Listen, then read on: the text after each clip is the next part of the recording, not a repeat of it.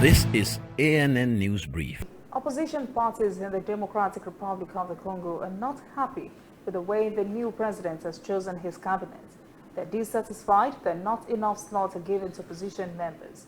President Felix Tshisekedi has just announced his cabinet on Monday, 7 months after winning the election. His appointments into the 65-member cabinet looks like this: 23 appointees from his own party, Direction for Change. 42 are from the Common Front for Congo coalition, which is the party of former President Joseph Kabila. That is where opposition parties have a problem. They say this setup means former President Joseph Kabila's regime is still ruling, and that this cabinet gives too much power to allies of the former president.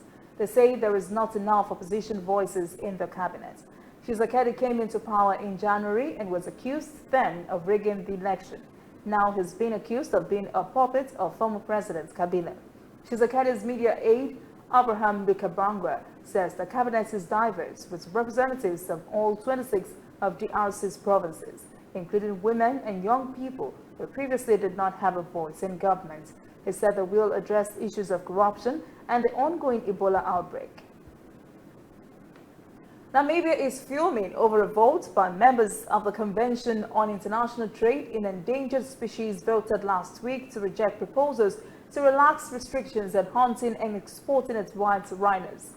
Namibia says it is considering withdrawing from the Wildlife Convention unless the rules of rhino trade are eased. Namibia has the second largest population of white rhinos after South Africa, and it wants to allow more trophy hunting of rhinos and export of live animals. It says the funds it would raise would help it to protect the species. Minister of Environment and Tourism Buhamba Shifeta said in Geneva on Tuesday that Namibia would convene a meeting with other Southern African Development Community member states to consider withdrawing from CITES. The Namibian government estimated its white rhino population at more than 1,000 in 2017-2018. We will be right back. Whether in your house, at your office, on your phone or online, we are there. We have the facts behind the headlines.